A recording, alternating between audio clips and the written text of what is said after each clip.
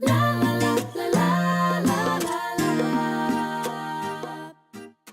and welcome to Elizabeth's Craft Room. Now the other day I showed you how to make this little box with the popcorn die from Stampin' Up and the matching stamp set. So if you haven't seen that video, I would suggest you pop over to my blog Elizabeth's Craft Room or look on my YouTube channel and pick this one out, which is the standard popcorn box die video, and then I will show you today how to make this little mini version, so a little shorter version, and how to make this little closure for the top of it, so it actually makes a lidded version of the box. So let's get started. So I've gone ahead and cut 2 pieces to make this with. Now I mentioned the other day when we made it that you can stamp on the cardstock and the papers. Now this one was made with paper, as was the one that we used the other day, but today I'm going to use some cardstock, and we're going to use the stamps from Ready to Pop. We're going to use this little one here to do some decoration on here. So let's get started with that. Let's bring in another piece of grid paper, as I'll probably end up going over the edge somewhat on this. So I'm going to just start off by stamping right down the middle. Now you'll see when you look at this that there are angles on this box, like a regular popcorn box. There are little angles there. So you want to just kind of get it lined up with the edge of the piece that you're doing. It's not terribly critical, but it just makes a little bit of a difference. And now I'm going to do a stamped off one each side. So stamp off. And that means I get a darker one and then just a slightly paler one each side. And if you line up the middle one, not terribly critical, but if you line up the middle one sort of in line with the edge of the piece that you're using, it means when you do your others you can just put them either side. You're not trying to eye the edge. Okay, pretty. And these little rough bits at the bottom, they're going to be underneath the box, so we're not going to see those too much. And while I've got my ink, I'm going to go ahead and do some more stamping. I'm stamping this little wreath image here. This is all out of the same Ready to Pop stamp set, and a little From Me to You inside there. Isn't that cute? And we will pop that out with the 1 3/8 punch. Layer that up on a 1 1/2 layer with a little Tombow, if I can see where it's gone to. There we go. And that's our stamping done, so I'll just put the ink aside. Now at this point you'll need to do some measuring, but don't worry, it's nice and easy. And what I would suggest, if you want to make more than one of these little boxes, I would suggest you do what I've done and make yourself a little template. Now all you're going to do is you're going to measure down 1 1/8 of an inch, 1 1/8 of an inch, and I would do it at the edges and in the middle. And once you make a little mark at 1 1/8, you're going to score. Now, what I did is I cut myself a little strip using the die of the top of the box, so that lines up beautifully. I'll flip it over, remembering to turn over the piece that I've done so that that lines up. And then I'm going to take a scoring tool, and using the smaller end of my scoring tool, I'm going to give that a score and give it a little bit of pressure if you're going onto cardstock, a little bit lighter if you're going onto paper, and same on this one. Now as I say, you could measure your 1 1/8 of an inch and do this, mark it with a pencil and then do it with a ruler, but so much easier to do it with a little cheaty piece. Okay, cheaty piece number 2. We also need to cut little diagonals so that the top of the box sits nicely. And I just eyeballed it when I did the very first one, so I thought I'd better measure and give you some measurements. So what you're going to do Again, cut yourself a little template if you're going to make more than one. You're going to measure in from the edge here, measure in 1/4 of an inch, from the middle score line 1/4 of an inch and 1/4 of an inch, and from this score line here, so there's actually a little score for a flap going down there, so again 1/4 of an inch. Measure those in and then cut a V down to the score line. So if I put that against a navy piece of card, you can stop your video for a moment and see what it is that I've done there. Okay, so having made myself one of these, again I'm going to put it on the inside, and taking a pencil I'm just going to make a little mark of where that's going and just line that up at the top. Same again, make a little mark, make a little mark. And basically what that's going to do is make life much easier for me. So I can then just snip those pieces out.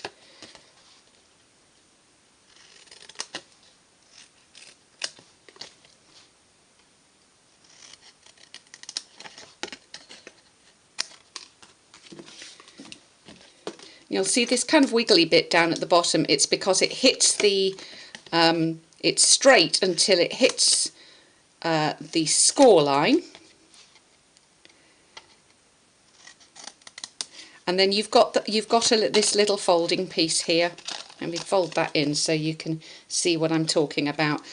So it's straight until it hits the score line there, and then you can just kind of take a little bit off there to make that neat. And I haven't quite done that right. Okay, that looks a bit better. Okay, so as I said, I eyeballed it the first time. I just kind of thought, yeah, that looks about right. So you might feel confident to do that, in which case go for it. Okay, so now I'm folding along all my score lines. Now I have used the thick Whisper White cardstock here, which is quite thick. So just using my bone folder to reinforce that little that piece, and I'm going to say that on my little template I need to level that up because I've made the same mistake there twice. That's not quite right. I didn't measure in properly, but you will, and then that looks okay. Right, so I've just reinforced those score lines a little bit with my bone folder. Got a little one there.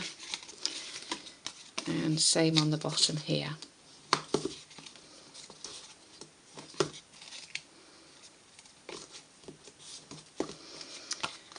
And then we're going to put this together. And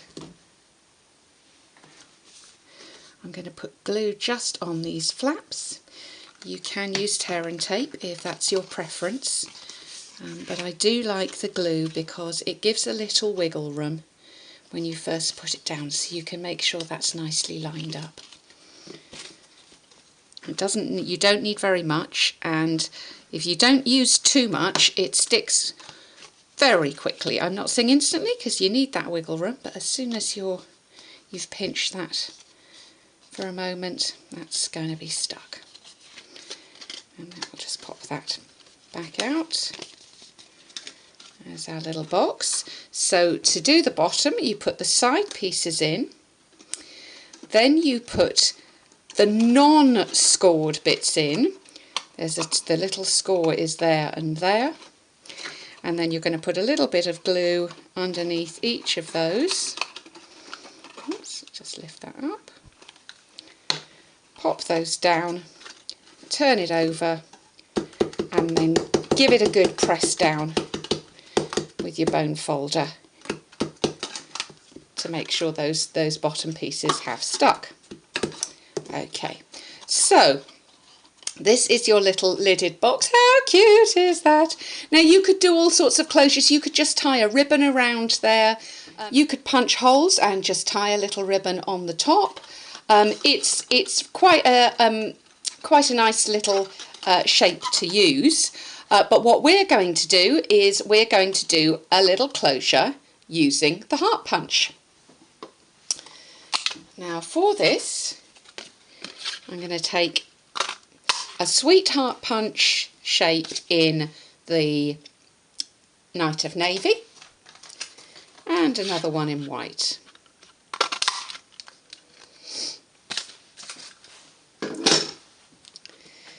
Now the thing to do with this is to put them together here and cut down the middle.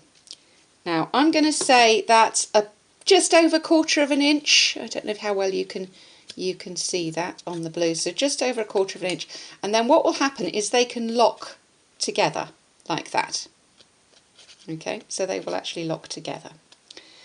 And so all you're going to do is what you want to adhere the outside pieces of these to the box. Now what I used was some dimensionals.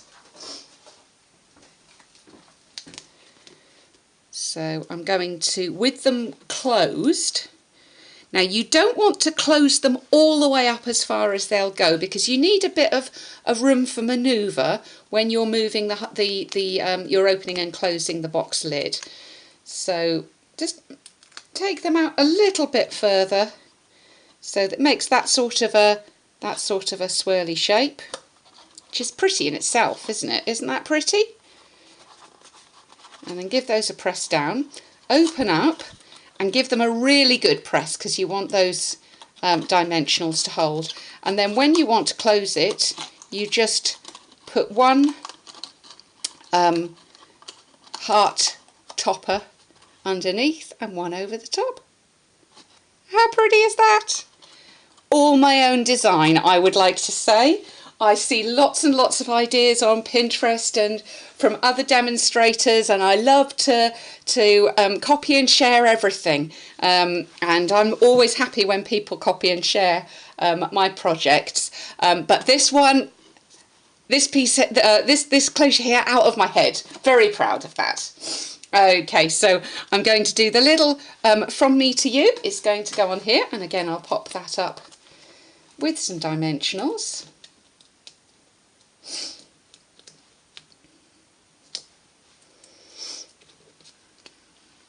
And I'm just going to pop that to one side there. And then just to add a little bit of a finishing touch on this one, I'm going to use some pearls. So I thought they would work nicely. Isn't that almost like a yin-yang symbol? I think it is. I think it is. So a little bit of bling just there on the top. So my original one I used enamel dots because we had them nicely coordinating with the project. This is the Foxy Friends paper, the one that coordinates with the Foxy Friend kit, if you like this one. But just a sweet little box, and so easy to make with the popcorn die. So thank you for visiting Elizabeth's Craft Room today. I look forward to welcoming you back again soon.